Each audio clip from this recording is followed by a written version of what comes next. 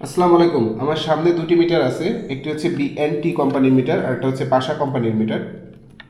দুটো মিটারই কিন্তু ডিসকানেক্ট, অর্থাৎ সোর্সে এবং লোডে কোথাও কোনো সংযোগ নেই। মিটারেও বিদ্যুতের কোনো সংযোগ নেই, মিটারে বিদ্যুতের কোনো সংযোগ নেই, কিন্তু এই মিটারে ইউনিট কাউন্ট হচ্ছে, অর্থাৎ এই মিটারটি পালস দিচ্ছে, অটো পালস দিচ্ছে।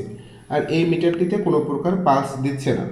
এই মিটারটি কিন্তু ভালো, এই মিটারে কোনো প্রকার কোনো সমস্যা নেই। মিটারটি যদি আপনার বাড়িতে লাগানো থাকে তাহলে অযথা আপনার বিদ্যুৎ বিল আসবে না। কিন্তু যদি এই ধরনের মিটার আপনার বাড়িতে লাগানো থাকে, যে আপনার মিটারটি দেখা যাচ্ছে আপনি 1 মাস 2 মাস বা 6 মাসের অধিক ব্যবহার করছেন, আপনার মিটারে মেইন সুইচ বা সার্কিট ব্রেকার বন্ধ করার পরেও মিটারে এরকম অটো পালস দিচ্ছে বা ইউনিট কাউন্ট হচ্ছে।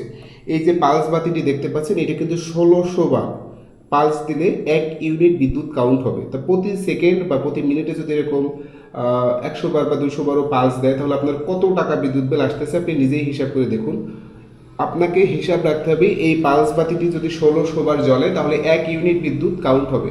তাহলে 24 ঘন্টার ভিতরে কতবার এটা জ্বলতেছে এবং কত ইউনিট বিদ্যুৎ কাউন্ট হচ্ছে আপনি নিজেই ধারণা করতে পারবেন।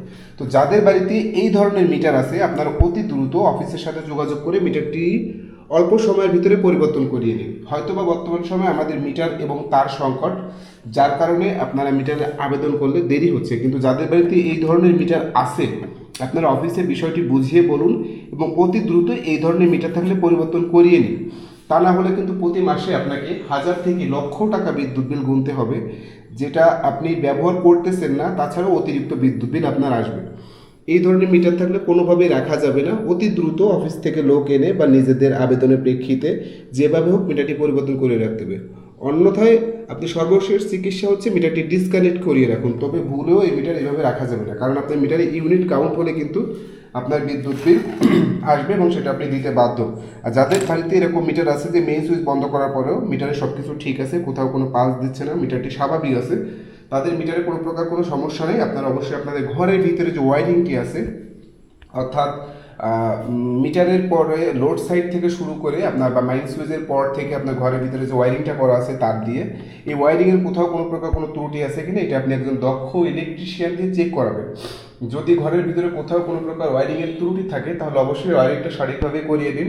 এছাড়াও আপনার ঘরের ভিতরে কোনো শর্ট সার্কিট থাকলে, টিভি, ফ্রিজ, ফ্যান দেখা যাচ্ছে দীর্ঘদিন ব্যবহারজনিত কারণে এই ধরনের সমস্যাগুলো হয়, তারা অবশ্যই ঘরের ওয়ারিংটা সঠিক করাবেন। অর্থাৎ মেইন সুইচ বন্ধ করার পরে যদি আপনার মিটারের এরকম পালস দেওয়া বন্ধ হয়ে যায় তাহলে বুঝবেন আপনার ঘরের ভিতরে সমস্যা আছে।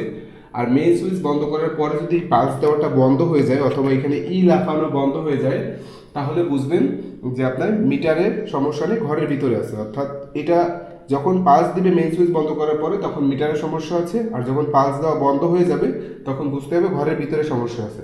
তো ধন্যবাদ সবাইকে, ভালো থাকবেন। আমাদের জরুরি বিদ্যুৎ সেবা 24 ফেসবুক পেজ এবং ইউটিউব চ্যানেলের ভিডিওগুলো ভালো লাগলে অবশ্যই লাইক, কমেন্টস, শেয়ার করে সবাইকে দেখার সুযোগ করে দেবেন। বিদ্যুৎ সংক্রান্ত সকল ভিডিও আপডেট পেতে আমাদের জরুরি বিদ্যুৎ সেবা 24 ফেসবুক পেজ এবং ইউটিউব চ্যানেলের সঙ্গেই থাকুন। আসসালামু আলাইকুম।